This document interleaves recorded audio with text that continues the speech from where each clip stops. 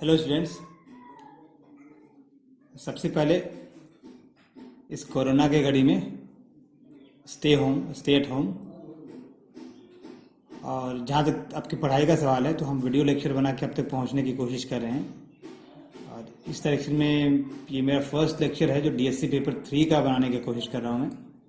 DSC paper 3 आपका classical dynamics का paper है। और आपको एक बात बता दूं कि डीएससी पेपर 4 जो था न्यूक्लियर एंड पार्टिकल फिजिक्स, वो ऑलमोस्ट हम लोग क्लास में ख़त्म कर चुके हैं। इसलिए मैंने डीएससी पेपर 3 को चुना है वीडियो लेक्चर्स के लिए। अब क्लासिकल डायनेमिक्स के लिए बुक्स जो आप रेफर करेंगे, पहला एक स्टैंडर्ड टेक्स्ट बुक है गोल्डस्टीन वाली बुक, ठीक है। 3rd एडिशन गोल्डस्टीन के लिए लीजिएगा, क्लासिकल मैकेनिक्स बाय गोल्डस्टीन। ये सबसे स्टैंडर्ड बुक है क्लासिकल मैकेनिक्स की। एज ए रेफरेंस के लिए जो इंडियन ऑथर की बुक में से क्लासिकल मैकेनिक्स जेसी उपाध्याय की जो मैंने यहाँ लिखा है, इसके अलावा आप सत्यप्रकाश या गुप्ता कुमार की बुक भी फॉलो कर सकते हैं। इंडियन राइटर में चाहे जेसी उपाध्याय, गुप्ता एंड कुमार या सत्यप्रकाश, तीनों में से कोई भी बुक आप फॉलो करेंगे ऑलमोस्ट सेम लेवल पे ही है, ठीक। अब लेक्चर प्लान हमारा ऐसा है कि हम फोकस हमारा रहेगा वो एग्जामिनेशन को ध्यान में रखते हुए, क्योंकि क्लासिकल डायनामिक्स का सिलेबस काफ़ी वास्ट दे रखा है, ठीक है। तो हम उतना ही कवर करेंगे जो आपके एग्जामिनेशन पॉइंट ऑफ व्यू से इम्पोर्टेंट है, ठीक है। क्योंकि हमारे पास समय की कमी है और चूँकि अभी मैं घर में हूँ और मेरे पास सुविधाएं, बोर्ड की सुविधा नहीं है, तो जो मेरे पास अवेलेबल फैसिलिटी है उसके हिसाब से मैं कोशिश कर रहा हूँ कि लेक्चर तैयार हो। तो क्लासिकल डायनेमिक्स में 3 टॉपिक सिलेबस में है। फर्स्ट है classical mechanics of A point particle, second special theory of relativity and third है इलेक्ट्रोमैग्नेटिक रेडिएशन। तो हम फर्स्ट टॉपिक को कवर करेंगे, तो सिर्फ फर्स्ट टॉपिक का ही सब टॉपिक लिखेंगे। जब हम सेकेंड थर्ड पे आएंगे तो अकॉर्डिंगली उसको एक्सप्लेन करेंगे। Classical mechanics of point particle में हमारे पास सर्टेन टॉपिक्स हैं, इनफैक्ट सब टॉपिक्स हैं। Generalised coordinates and velocities, Hamilton's principle, Lagrange equation, application of Euler and Lagrange equation, फिर canonical momenta and Hamiltonian, Hamilton's equation of motion, application of Hamilton's equation of motion, Poisson's bracket and canonical transformation. Basically ये समझिए इसमें 3 चीजें पढ़ना है। एक Hamilton's principle, Euler Lagrange equation और Hamilton's equation of motion, और सारा इन तीनों से ही रिलेटेड चीजें हैं। तो हम सबसे पहले generalised coordinates and velocities cover करेंगे। एक क्वेश्चन आपका आया है, ये पिछले 2 सालों में दोनों बार एक क्वेश्चन आया है आपका 5 मार्क्स, एक बार 5 मार्क्स का आया है, एक बार 6 मार्क्स का क्वेश्चन है, ठीक है। ये आपका शॉर्ट नोट्स या शॉर्ट क्वेश्चंस में आ रहा है, जनरलाइज्ड कोऑर्डिनेट्स एंड वेलोसिटीज, ठीक। तो हम इसको कवर करने के पहले कुछ बेसिक पॉइंट्स क्लियर करते हैं। उस बेसिक पॉइंट्स को क्लियर करने के बाद हम इस पर मूव करेंगे, ठीक है। तो बेसिक पॉइंट में हमारे पास 3 पॉइंट हमको बताना है जो कि आप ऑलमोस्ट जानते हैं, बट यहाँ जस्ट एक एज ए रिमाइंडर प्रेजेंट कर रहा हूँ। तो फर्स्ट पॉइंट आपका है कि चूंकि जनरलाइज्ड कोऑर्डिनेट्स पढ़ रहे हैं तो पहले हम कोऑर्डिनेट्स के बारे में थोड़ा रिव्यू कर लें, फिर हम उसको जनरलाइज करेंगे। कोऑर्डिनेट्स या कोऑर्डिनेट सिस्टम। सेकेंड पॉइंट जो हम डिस्कस करने जा रहे हैं वो होगा कंस्ट्रेंट्स। और थर्ड पॉइंट जो आपका होगा वो डिग्री ऑफ फ्रीडम, ठीक है। ये 3 पॉइंट हम डिस्कस करेंगे, फिर हम जनरलाइज वेलोसिटी और जनरलाइज कोऑर्डिनेट्स वाले टॉपिक पे आएंगे जो हमारा फोकस पॉइंट होगा। देखिए कोऑर्डिनेट्स क्या है, बेसिकली किसी भी पार्टिकल का के पोजीशन या उसके डायनेमिक्स,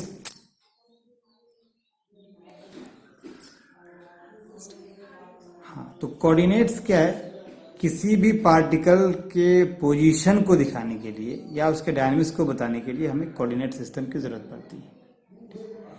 जैसे एक एग्जांपल लेते हैं, फर्स्ट पॉइंट हम डील कर रहे हैं coordinates.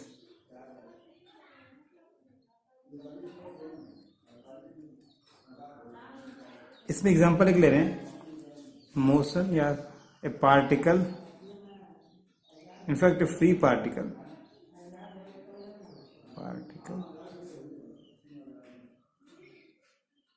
in two dimensional space. ठीक है, ये पेपर ऑफ प्लेन क्या है, टू डायमेंशनल प्लेन है। ठीक है, इस पे अगर कोई पार्टिकल मूव कर रहा है तो उसको दिखाने के लिए हमें दो इंडिपेंडेंट कोऑर्डिनेट की जरूरत पड़ेगी। सपोज ये एक्स है, ये वाई, ये ओ है। अगर पी कोई पार्टिकल का पोजीशन है तो इसके पोजीशन को हम दिखा सकते हैं किससे, एक्स एंड वाई से। ये हो गया एक्स, ये हो गया वाई। ठीक है, ये आपका Cartesian coordinate in two dimension हो गया, कार्टेशियन कोऑर्डिनेट सिस्टम। अगर हम पोलर कोऑर्डिनेट सिस्टम में सेम प्रॉब्लम को दिखाना चाहते हैं तो क्या होगा, ये पी पोजीशन है, इसको हम दिखा सकते हैं, ये आर हो गया, ये थीटा। मतलब यहां भी दो कोऑर्डिनेट सिस्टम, दो इंडिपेंडेंट वेरिएबल की जरूरत है या दो इंडिपेंडेंट कोऑर्डिनेट की जरूरत है इसके पोजीशन को स्पेसिफाई करने के लिए। ये टू डायमेंशन में। आप अगर थ्री डायमेंशन में देख जाएंगे तो एक पार्टिकल के पोजीशन को दिखाने के लिए कितना कोऑर्डिनेट चाहिए होगा, 3। ठीक है, तो थ्री डायमेंशन में आप कार्टेशियन में जाएंगे तो एक्स वाई जेड चाहिए, और स्फेरिकल पोलर में जाएंगे तो आर थीटा फाई चाहिए। तो हम थ्री डायमेंशन और टू डायमेंशन का डिस्कस करेंगे, पर पहले हम देखते हैं कि क्यों इसको हम डिस्कस करें, क्या रिलेवेंट है, हमारा टॉपिक से क्या कनेक्शन। तो पहले टू डायमेंशन पे रहते हैं, फिर हम थ्री डायमेंशन में इसके बाद मूव करेंगे। अब देखिए यहाँ पे दो कोऑर्डिनेट हम ले रहे हैं, एक कार्टेशियन है, एक पोलर है, और दोनों में हमारे पास दो दो इंडिपेंडेंट कोऑर्डिनेट्स चाहिए। दोनों सिमिलर एक ही प्लेटफॉर्म पे है, कोई दिक्कत नहीं है, चाहे हम कार्टेशियन ले चाहे पोलर ले, इस प्रॉब्लम में कोई दिक्कत नहीं होनी हमको। अब देखिए ये दोनों आपस में रिलेटेड हैं। अगर ये आर को आप यहां कर दें, आर, और ये एंगल थीटा ले लें, इस आर और इस थीटा को हम अगर यहां दिखाएं तो आर और एक्स में रिलेशन क्या हो जाएगा, एक्स, अगर सपोज ये आर, ये थीटा है, इसको हम इसी में दिखा रहे हैं, और हम कनेक्शन निकाल रहे हैं कि कार्टेशियन और पोलर में ट्रांसफॉर्मेशन इक्वेशन निकाल रहे हैं। तो एक्स इज इक्वल टू क्या हो जाएगा, ये ट्रायंगल हो गया आपके पास। ठीक है, तो एक्स इज इक्वल टू हो जाएगा R cos theta. Similarly Y is equal to, dash नहीं है, Y is equal to R sine theta. इसका मतलब क्या हुआ, we can show x as a function of r and theta, and we can also show y as a function of r and theta. Our basic work is to find the relation between one coordinate system and another coordinate system. ठीक, तो x r और theta y और y r theta पे depend कर रहा है, और अगर हम इसके डायनेमिक्स को लेंगे तो उसके साथ हम t इंक्लूड कर सकते हैं, x r theta t, y is function of r theta t। ये आपका टू डायमेंशन में हो गया। सिमिलरली जो मैंने कहा कि अगर थ्री डायमेंशन में दिखाना हो, ए फ्री पार्टिकल, सेम है, a free particle in three dimension space, a free particle in three dimensional space. ठीक है, तो थ्री डायमेंशन में हम लेंगे कार्टेशियन में, तो क्या रहेगा हमारे पास, ये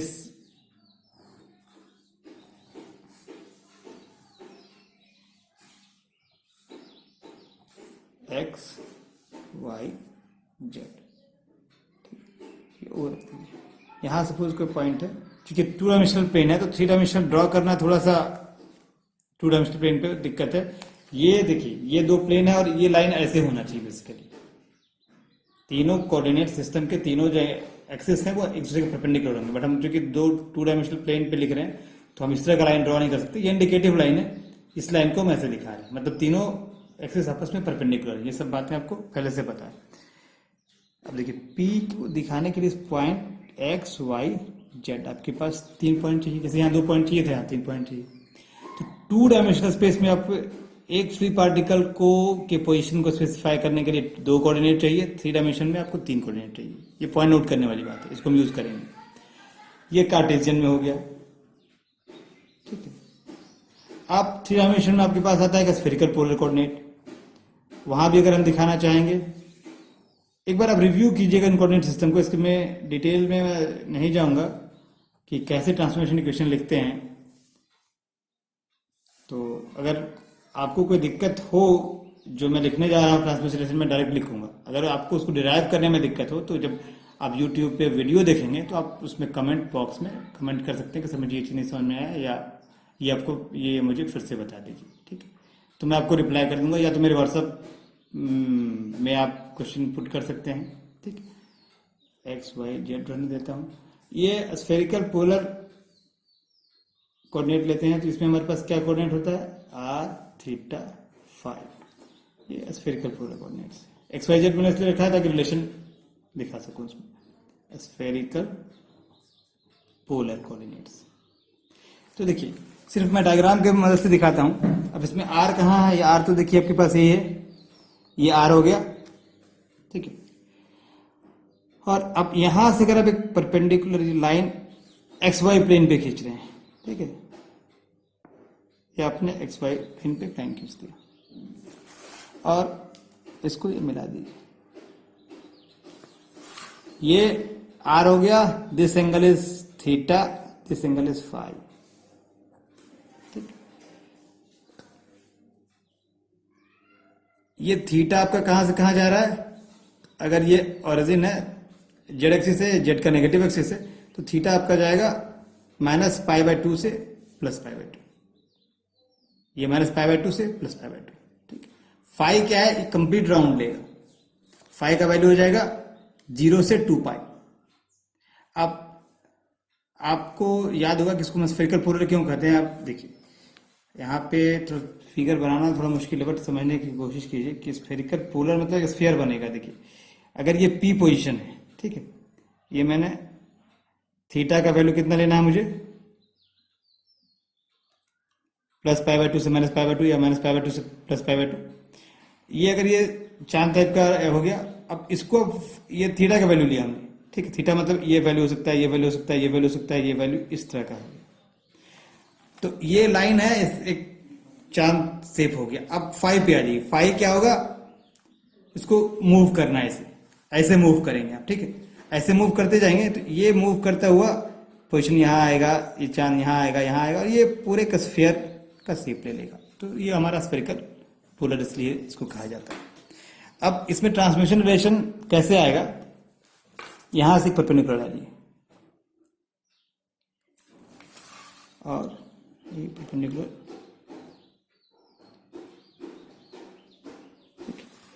अब ये थीटा है, ठीक। तो ये हो गया R cos theta, Z is equal to R cos theta हम लिखेंगे directly, Z is equal to R cos theta, ठीक। ये लाइन ऐसे इस प्लेन पे नहीं है, हमेशा ध्यान रखना। ये जो पॉइंट हमारा पी है ये इस प्लेन पे नहीं है, इस बीच में यहां पे है, ठीक है।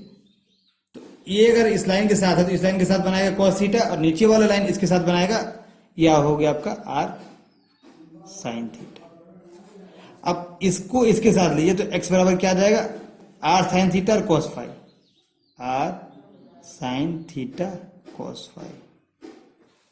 y क्या आ जाएगा, R sine theta cos sine phi, R sine theta sine phi. ये रिलेशंस मैं इसलिए सिर्फ लिख रहा हूं कि मुझे ये दिखाना है कि इस कोऑर्डिनेट सिस्टम जो कार्टेशियन और स्फेरिकल पोलर कोऑर्डिनेट सिस्टम्स हैं वो आपस में कैसे ट्रांसफॉर्म करते हैं। इसका मतलब हम लिख सकते हैं x is a function of R theta phi, y is a function of R theta phi, and z is a function of R and theta, ठीक।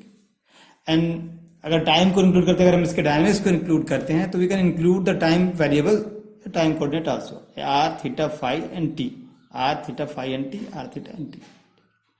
सिमिलरली हम स्फेरिकल पोलर के अलावा एक कोऑर्डिनेट सिस्टम होता है सिलिंड्रिकल कोऑर्डिनेट्स, ठीक है। Cylindrical coordinates में क्या होगा, आर थीटा जेड, उसको भी यूज कर सकते हैं। वो आप देख लीजिएगा, अगर कहीं कठिनाई हो तो मुझे कमेंट बॉक्स में कीजिएगा तो मैं उसे समझा दूंगा। फिलहाल हम जो मेरा पर्पस है यहाँ पे सिर्फ जनरलाइज कोऑर्डिनेट को समझाने के लिए कुछ पॉइंट्स आपको रिमाइंड करवा रहा हूँ। तो सिलिंड्रिकल में जाने की जरूरत नहीं है, दो काफी है। तो तो हमारा दो चीज यहां से हमको नोट करना है। पहला पॉइंट नोट करना है कि एक कोऑर्डिनेट सिस्टम का दूसरे कोऑर्डिनेट सिस्टम के साथ एक ट्रांसफॉर्मेशन रिलेशन है, ठीक है। दूसरा पॉइंट नोट करना है कि जो फ्री पार्टिकल है 1D, जो वन फ्री पार्टिकल है, ठीक है, वो 2 डायमेंशनल स्पेस में उसको 2 कोऑर्डिनेट चाहिए, 3 डायमेंशनल में स्पेस में उसको 3 कोऑर्डिनेट चाहिए, ठीक है। तो n डायमेंशनल कोऑर्डिनेट सिस्टम में उसको कितना कोऑर्डिनेट चाहिए या कितना वेरिएबल चाहिए, इंडिपेंडेंट वेरिएबल्स 3n, ठीक है। अब जैसे आपने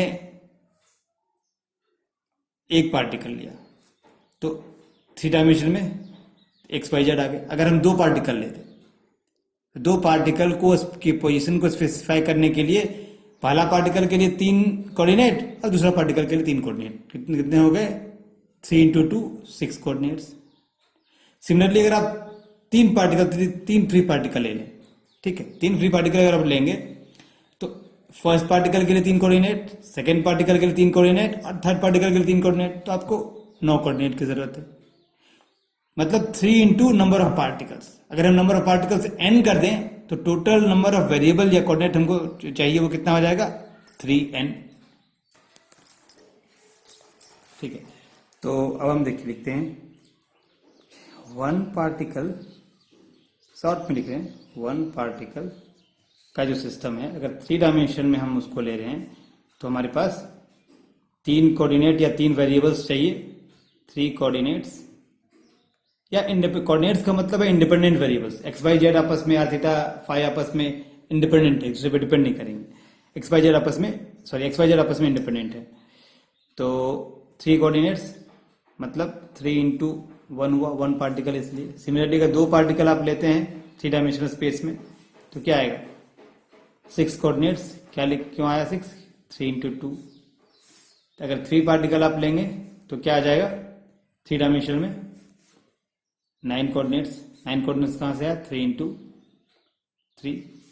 इसी तरह से अगर आप n पार्टिकल का एक सिस्टम लेते हैं 3 डायमेंशन में तो आपके पास 3n कोऑर्डिनेट्स या वेरिएबल्स चाहिए उसके पोजीशन को स्पेसिफाई करने के लिए 3n। क्लियर है? अब यहां एक पॉइंट और आपको बता दूं कि 2 तरीके से आप इस प्रॉब्लम को देख सकते हैं। एक है कि आपने n फ्री पार्टिकल लिया है, हर एक पार्टिकल का 3 कोऑर्डिनेट है, तो टोटल नंबर ऑफ कोऑर्डिनेट्स या total number of independent variables हैं वो 3n आए। इसको आप ऐसे सोच सकते हैं, अगर हम ये मान लें कि आपके पास एक सिस्टम है, a system of n particles, a system of n particles, मतलब n फ्री पार्टिकल्स नहीं लेके n पार्टिकल्स का एक सिस्टम आपने ले लिया। अब उसको आप एक सिस्टम या एक सिंगल पार्टिकल मान रहे हैं। तो हम जान रहे हैं कि 3n हमारे पास वेरिएबल चाहिए या कोऑर्डिनेट्स चाहिए। तो अगर n पार्टिकल के सिस्टम को आप एक सिंगल सिस्टम ले रहे हैं n पार्टिकल्स के बॉडी को, तो उसके लिए अब कहेंगे कि 3n डायमेंशन चाहिए, 3n डायमेंशनल कोऑर्डिनेट सिस्टम चाहिए, डायमेंशनल कोऑर्डिनेट सिस्टम चाहिए।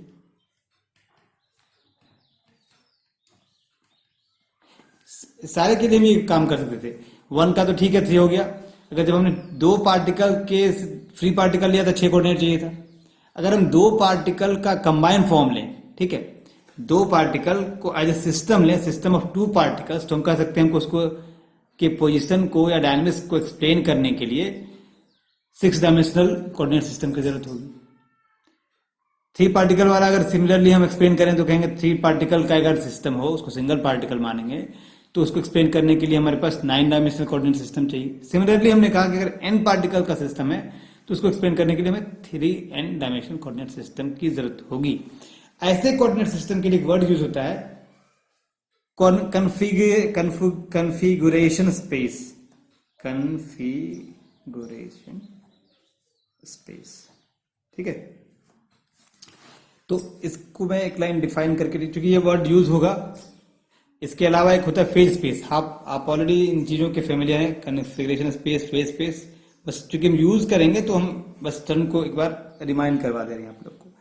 कन्फिगरेशन स्पेस क्या है कि the configuration space, the configuration of the system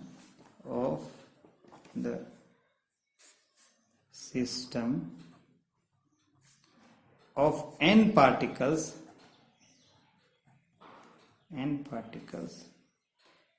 moving freely in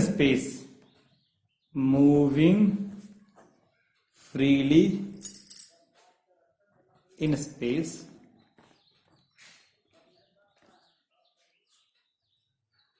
may be represented by the position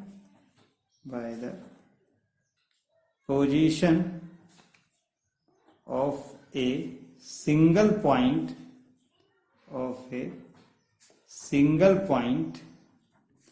in 3n dimensional space, which is called configuration space,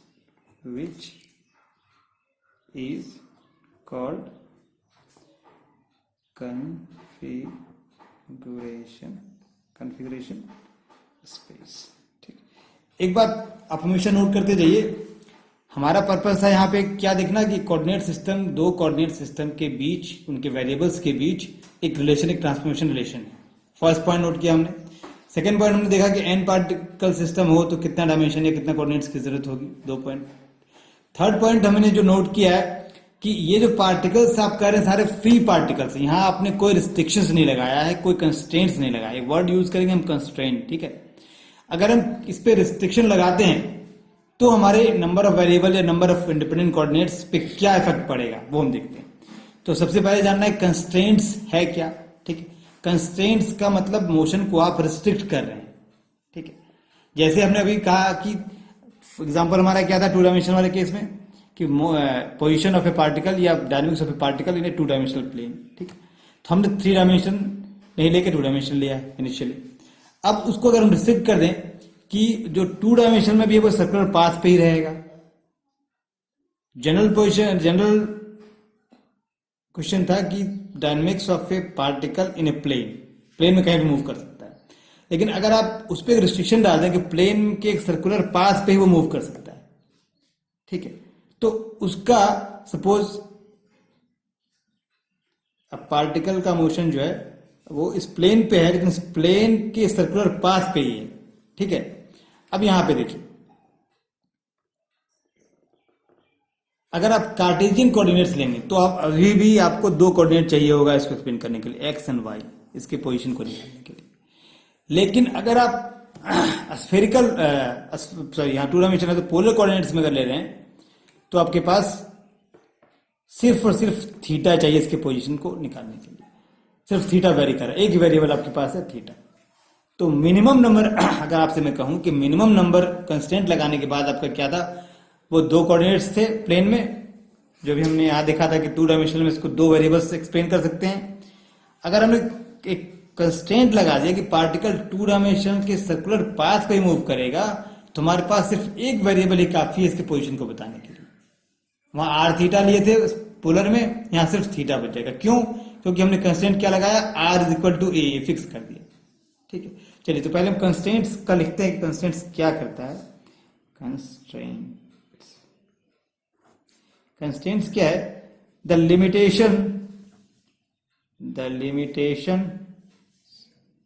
limitations on the motion of the system,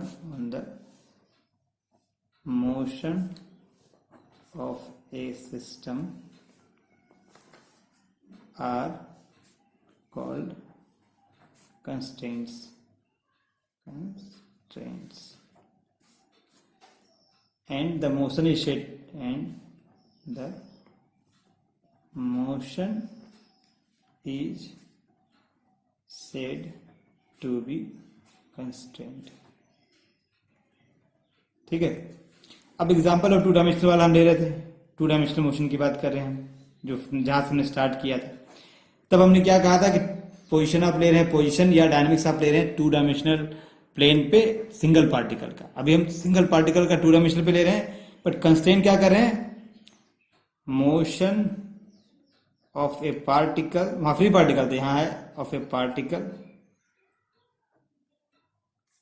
on a circular path, on a circular path. तो जैसे आपने कहा कि circular path है, वैसे आपने क्या किया, कंस्ट्रेंट का इक्वेशन क्या है, ये फिक्स कर दिया आपने, आर फिक्स कर दिया। उस केस में आपका था पार्टिकल कहीं मूव कर सकता था, लेकिन अब इस केस में है कि आर फिक्स हो गया, सिर्फ थीटा चेंज करेगा। तो इक्वेशन ऑफ कंस्ट्रेंट क्या हो गया, इक्वेशन ऑफ कंस्ट्रेंट, आर जो है, आर का मैग्नीट्यूड आपने फिक्स कर दिया, ठीक है। तो ये आपके पास, इसका मतलब हुआ है कि टू डायमेंशनल मोशन में आप यहाँ नंबर ऑफ कंस्टेंट्स, एक कंस्टेंट चूज कर रहे हैं, मतलब आप कह रहे हैं कि आर कांस्टेंट है, ये एक इक्वेशन है, तो एक कांस्टेंट हुआ, नंबर ऑफ कंस्टेंट्स आपने किया, constant applied is equal to 1, ठीक है। और टू डायमेंशन में आपके, तो ये एक कंस्टेंट है, तो आपका जो नंबर ऑफ इंडिपेंडेंट वेरिएबल है, कोऑर्डिनेट है, वो कितना हो गया, टू डायमेंशन में 2 था, नंबर ऑफ इंडिपेंडेंट वेरिएबल या coordinate required to specify the position और discuss the dynamics of the particle is equal to, अब यहां से थीटा चाहिए, मिनिमम नंबर, जब कार्टेशियन लेंगे तभी भी एक्स वाई चाहिए, बट हमको देखना मिनिमम आ रहा है, क्यों मिनिमम हम कंसिडर कर रहे हैं वो आगे हमारा समझ में आएगा आगे वाले टॉपिक पे। फिलहाल आप देखते हैं मिनिमम हमारे पास थीटा से काम चल जाएगा। तो पहले 2 वेरिएबल था, एक कंस्टेंट लगाया, तो हमारे पास वेरिएबल का नंबर कितना हो गया, 1। तो कंस्ट्रेंट बेसिकली क्या कर रहा है, कंस्ट्रेंट्स जो है वो आपके नंबर ऑफ इंडिपेंडेंट वेरिएबल जो चाहिए या number of independent coordinate particle के पोजीशन को स्पेसिफाई करने के लिए चाहिए, उसको रिड्यूस कर रहा है। 2 था, 1 हो गया। इसी तरह से एक एग्जांपल हम और ले सकते हैं कि अगर पार्टिकल मोशन कर रहा है 3 डायमेंशन में, सपोज 3 डायमेंशनल पार्टिकल था, 3D का केस लेते हैं, पार्टिकल स्पेस में कहीं भी मूव कर रहा था, ठीक है। 3 डायमेंशन में अगर 3 पार्टिकल ले रहे थे, तो कितना कोऑर्डिनेट चाहिए था हमको, 3 इंडिपेंडेंट कोऑर्डिनेट चाहिए था, चाहे वो हम कार्टेशियन में लें, चाहे वो स्फेरिकल पोलर में लें, चाहे वो सिलिंड्रिकल में लें। तीनों केस में 3 डायमेंशनल, अगर ए particle in moving in A space can be specified by 3 independent variable और इंडिपेंडेंट कोऑर्डिनेट्स। अब उसी प्रॉब्लम में हम कंस्ट्रेंट यूज करते हैं। हमारा प्रॉब्लम क्या चेंज करना है कि पार्टिकल 3 डायमेंशनल मोशन है, लेकिन हमारे पास एक स्फीयर के सरफेस पे है। अगर हम ये कह रहे हैं कि कोई पार्टिकल मूव कर रहा था जो 3 डायमेंशन में, उस पर कंस्ट्रेंट लगा रहे हैं कि ये स्फीयर है, मान लीजिए स्फीयर है आपके पास, पार्टिकल का रिस्ट्रिक्शन क्या होगा कि स्फीयर के सरफेस पे मूव करेगा। तो हमने क्या किया, आर को यहां भी हमने आर को फिक्स किया, वहां हमने सर्किल लिया था, यहां हम स्फीयर ले रहे हैं, वहां 2 डायमेंशन ले रहे थे, यहाँ 3 डायमेंशन है। तो जब हम आर को फिक्स कर दे रहे हैं, तो हमारे पास एक कंस्टेंट लगाया, और 3 डायमेंशन में 3 हमारे पास इंडिपेंडेंट कोऑर्डिनेट्स थे, इंडिपेंडेंट वेरिएबल या 3 कोऑर्डिनेट्स थे स्पेसिफाई करने के लिए। तो 3 में 1 कम हो जाएगा, तो कितने कोऑर्डिनेट्स यहाँ चाहिए, 2 कोऑर्डिनेट्स चाहिए। कौन कौन सा, आर फिक्स हो गया, यहाँ भी इक्वेशन ऑफ कंस्ट्रेंट्स क्या हो गया, इक्वेशन ऑफ कंस्ट्रेंट, या प्रॉब्लम लिखते हैं, particle moving on the surface of a sphere, surface of a sphere। ठीक, अब इसमें इक्वेशन ऑफ कंस्ट्रेंट हमने क्या लगाया कि r को फिक्स कर दिया, क्योंकि r जैसे आप चेंज करोगे तो सरफेस से या तो बाहर चला जाएगा तो अंदर आ जाएगा। ठीक है, तो इक्वेशन ऑफ कंस्ट्रेंट हमारा हो गया r is equal to a similar. तो नंबर ऑफ कंस्ट्रेंट कितना हो गया, नंबर ऑफ कांस्टेंट यहां 1 है। तो अब जो फाइनल हमारे पास नंबर ऑफ इंडिपेंडेंट वेरिएबल या कोऑर्डिनेट्स रिस्ट्रिक्शन लगाने के बाद, कंस्ट्रेंट लगाने के बाद कितना हो जाएगा, पहले 3 था, 1 रिड्यूस किए तो 2 बचा। 2 कौन कौन सा यहां पे आएगा, एक थीटा जो इस एंगल के साथ बन रहा है, एक फाई जो यहां वाले एंगल के साथ बन रहा था। तो हमारे पास 2 कोऑर्डिनेट कौन कौन से बचे, आर फिक्स हो गया, तो एक थीटा फाई, थीटा के पास वो जो एंगल, ये थीटा एंगल था, और फाई जो आप इसके साथ बना रहे थे, एक्स एक्सिस के साथ जो आपका एंगल फाई था, तो मैंने आपको यहाँ पे दिखाया था, यहाँ पे एक पत्थर से देखिए, हाँ, ये थीटा, ये फाई। आर आपके पास यहाँ क्या था, फी था, तो आर मूव कर रहा है आगे, कहीं पार्टिकल जा सकता है। जब हमने आर रिस्ट्रिक्ट कर दिया तो हमें बस थीटा और फाई दो ही वेरिएबल चाहिए। अगर हम कार्टेशियन में लेंगे तो हमें पास तीन चाहिए, एक्स वाई जेड चाहिए, हालांकि जेड हमारा चेंज नहीं होगा, बट वहां पे हम एक्स वाई जेड तीनों लेना है। तो हमारे पास मिनिमम किस में आ रहा है, मिनिमम आ रहा है स्फेरिकल पोलर कोऑर्डिनेट में। तो जब कोऑर्डिनेट सिस्टम इतने सारे, आपका सवाल उठता है कि सर कौन सा कोऑर्डिनेट सिस्टम यूज करेंगे, तो इस केस में आपको उस कोऑर्डिनेट सिस्टम को लेना है जहां मिनिमम वेरिएबल्स आए। ठीक है, तो आगे हम समझ में आएगा कि क्यों मैं ये बात कर रहा हूं मिनिमम लेने की। ठीक है, तो हमारे पास ये हो गया थ्योरम। एक इसका जनरल फॉर्मूला आता है। जनरल फॉर्मूला है कि अगर आपके पास ए सिस्टम ऑफ एन पार्टिकल है, सिस्टम ऑफ एन पार्टिकल्स, ठीक है, इसके डायनेमिक्स को हम स्टडी करना चाहते हैं, और कांस्टेंट है के नंबर ऑफ कांस्टेंट्स उसमें अप्लाई किए हैं, के नंबर ऑफ कांस्टेंट्स अप्लाई किए हैं, अप्लाइड। ठीक, ये पॉइंट हो गया कि पहला सिस्टम ये है जो एन पार्टिकल से बना है और उसमें के कांस्टेंट्स अप्लाई कर रहे हैं। तो आप बताइए, फर्स्ट पॉइंट है कि अगर एन पार्टिकल सिस्टम है तो उसके लिए कितना कोऑर्डिनेट चाहिए होगा हमको, अभी बताया लास्ट पेज में। उसके लिए हमको कितना कोऑर्डिनेट चाहिए था, 3n। ठीक है, एन पार्टिकल को स्पेसिफाई करने के लिए 3n कोऑर्डिनेट्स चाहिए, और आपका k नंबर ऑफ कंस्ट्रेंट्स आप अप्लाई कर रहे हैं। तो अभी हम क्या देख रहे हैं, जो नंबर ऑफ कंस्ट्रेंट्स उसमें घटा देते हैं, तो k नंबर घटा दीजिए, तो इतना आपका नंबर ऑफ इंडिपेंडेंट वेरिएबल या कोऑर्डिनेट बच गया। नंबर ऑफ इंडिपेंडेंट वेरिएबल और coordinate to specify the position of a particle on specify the position of system of n particles with k constant। ठीक है, ये जनरल फॉर्मूला हो गया। इससे ऑब्जेक्टिव कभी कभी आता है, n के जगह आपको नंबर दे देगा, मान लीजिए 5 पार्टिकल्स है का सिस्टम है और k 3 है, तो 5 3 जो क्या हो गया, 15 माइनस 3 12। ठीक है, 12 आपके नंबर ऑफ इंडिपेंडेंट वेरिएबल्स या कोऑर्डिनेट्स होंगे। क्लियर है यहां तक? तो ये बेसिक्स में फर्स्ट पॉइंट हमारा था कोऑर्डिनेट्स का। उसमें हमने कोऑर्डिनेट्स के बारे में जाना कि कोऑर्डिनेट्स से दूसरे कोऑर्डिनेट्स में ट्रांसफर कर सकते, ट्रांसफॉर्मेशन इक्वेशन हमारे पास होता है। फिर कंस्ट्रेंट में जाना, तो कंस्ट्रेंट क्या करता है, कंस्ट्रेंट अगर आप अप्लाई करते हैं तो उसके नंबर ऑफ इंडिपेंडेंट वेरिएबल्स को रिड्यूस कर देता है। और जब आप कंस्ट्रेंट अप्लाई कर रहे हैं तो कंस्ट्रेंट का अलग से फोर्स, कंस्ट्रेंट फोर्स है, वो भी आता है। तो इसमें ढेर सारी टेक्निकल चीजें हैं, बट मैं उसके डिटेल में नहीं जाऊंगा। जितना मुझे जरूरत है आपके उस क्वेश्चन को डील करने के लिए, क्वेश्चन था what do you understand by generalize, उसी क्वेश्चन को डील करने के लिए ये मैं बता रहा हूँ। तो इसमें और कुछ बातें हैं, बट अब उसको हम स्किप करते हुए आगे बढ़ते हैं। जो थर्ड बेसिक कॉन्सेप्ट इसमें रिलेटेड था, that is degree of freedom. Degree of freedom, degree of freedom क्या है, minimum number of coordinates required to explain the dynamics of a system is called the degree of freedom of that system. ठीक, और अच्छा एक बात मैं जो छूट गई वो है कंस्ट्रेंट्स में ढेर सारी चीजें हैं जो हम कंस्ट्रेंट, इसके पहले थोड़ा सा एक बात मैं लिख दूं नोट करके। कंस्ट्रेंट्स कई तरह के होते हैं। ठीक है, आप जो रेफरेंस बुक मैंने लिखा उसको पढ़िएगा। तो जो कंस्ट्रेंट्स इक्वेशन के फॉर्म में लिखा जा सकता हो, होलोनॉमिक, उस कंस्ट्रेंट्स को कहेंगे हम होलोनॉमिक कंस्ट्रेंट्स। क्या है, constraints which can be written as, which can be written as an equation। और आपके कोर्स में हम इसी कंस्टेंट्स वाले प्रॉब्लम्स को डील करेंगे।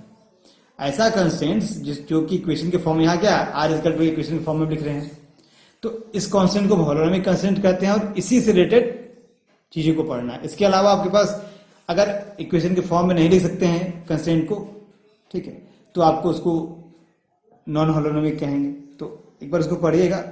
नॉन, मैं सिर्फ नाम लिख दे रहा हूं, नॉन होलोनॉमिक कॉन्स्टेंट्स। ठीक, इसके अलावा आपके पास रियोनॉमिक एंड स्क्लेरोनॉमिक कंस्ट्रेंट्स होते हैं, कंजर्वेटिव और डिसिपेटिव कंस्ट्रेंट्स होते हैं। मैं सिर्फ नाम लिख रहा हूं।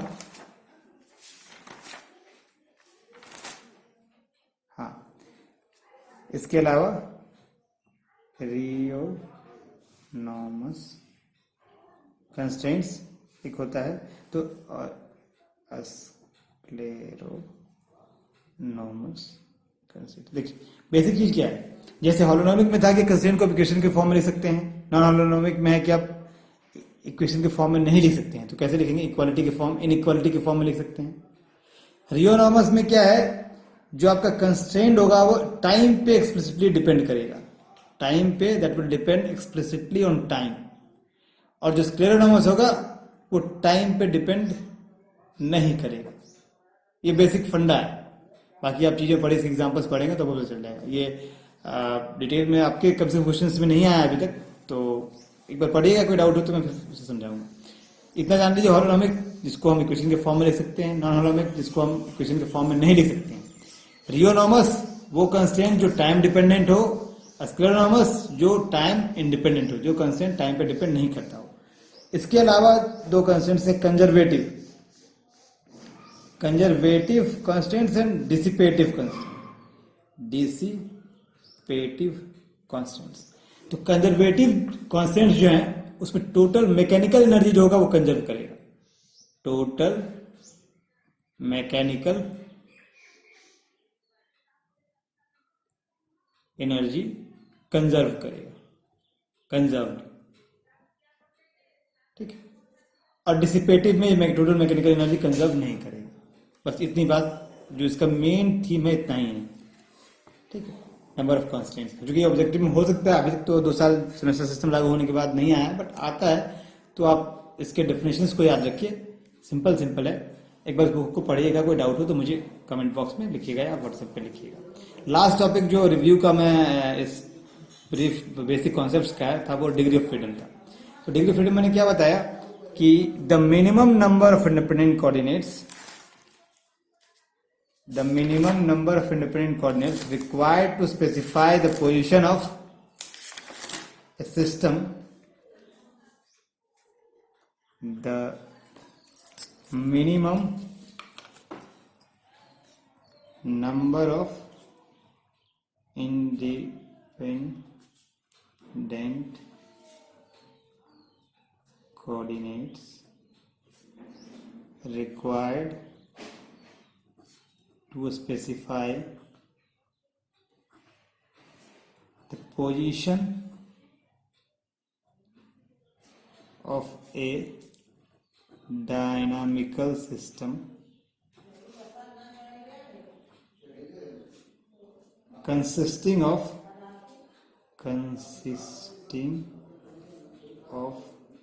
one or more particle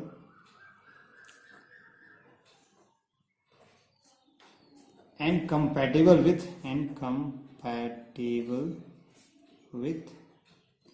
constraints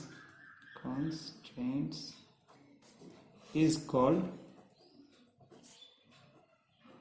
degree of freedom। अभी जो हमने फॉर्मूला निकाला था नंबर ऑफ इंडिपेंडेंट वेरिएबल, देखिए ठीक बैठ रहा है उसके डेफिनेशन में, तो इसको हम डिग्री ऑफ फ्रीडम कर सकते हैं। मिनिमम नंबर ऑफ कोऑर्डिनेट्स हमको लेना है कंस्ट्रेंट्स अप्लाई करने के बाद। तो एग्जांपल हमने क्या लिया था, 3 कोऑर्डिनेट्स था, कंस्ट्रेंट अप्लाई किया 2 हो गया, ठीक है। तो ये हमारा, इसको लिख सकते हैं डिग्री ऑफ फ्रीडम।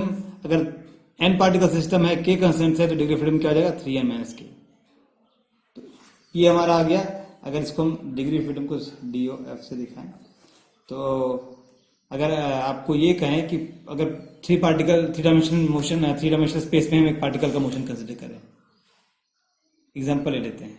एग्जाम्पल कि मोशन ऑफ ए पार्टिकल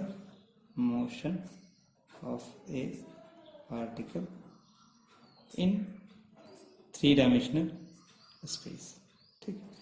अगर फ्री पार्टिकल ले रहे हैं तो हमारे पास कितना चाहिए, 3n कोऑर्डिनेट्स आ गया। मोशन ऑफ ए, अच्छा अगर सिंगल पार्टिकल ले रहे हैं, सिंगल पार्टिकल ले रहे हैं तो 3 कोऑर्डिनेट्स हमारे पास चाहिए, ठीक है। टोटल आपके पास 3 कोऑर्डिनेट्स है। अब इसमें हम दो कंस्ट्रेंट लगाते हैं। पहला कंस्ट्रेंट कि पार्टिकल एक प्लेन पे मूव करेगा, ठीक है, पहला कंस्ट्रेंट क्या लगाया कि पार्टिकल प्लेन पे मूव कर रहा है। दूसरा कंस्ट्रेंट, प्लेन में भी कंस्ट्रेंट लगा दिया हमने कि पार्टिकल सर्कुलर मोशन में मूव कर रहा है, ठीक है। मतलब बेसिकली क्या है, पार्टिकल हमारा इस प्लेन में सर्कुलर मोशन कर रहा है। तो हमारे पास क्या आ गया, दो कंस्ट्रेंट लगा दिया। उसमें आप सोचेंगे वहां तो एक कंस्ट्रेंट लगाए थे, हम 2 डायमेंशन ले रहे थे, यहाँ हमने 3 डायमेंशन लिया। हमने कहा कि 3 डायमेंशन में मोशन का पार्टिकल ले रहे हैं और दो कंस्ट्रेंट लगा रहे हैं। पहले 3 डायमेंशन की जगह हमने कहा वो पार्टिकल इस प्लेन से ज्यादा नहीं जाएगा, इस प्लेन के बाहर नहीं जाएगा। फर्स्ट सेकंड कंडीशन लगाया, इस प्लेन में भी वो सर्कुलर मोशन में ही करेगा, मतलब आर फिक्स कर दिया हमने। तो हमारे पास दो कंस्ट्रेंट्स हो गए, तो कितना बचा, 3 सिंगल पार्टिकल है, 3 into 1 - 2, तो डिग्री ऑफ फ्रीडम जो आपके पास हो गया वो 1 हो गया। हमने अभी एग्जाम्पल में देखा था कि particle in a circular motion in plane has a 1 in minimum number of 1 independent coordinates and that is called degree of freedom।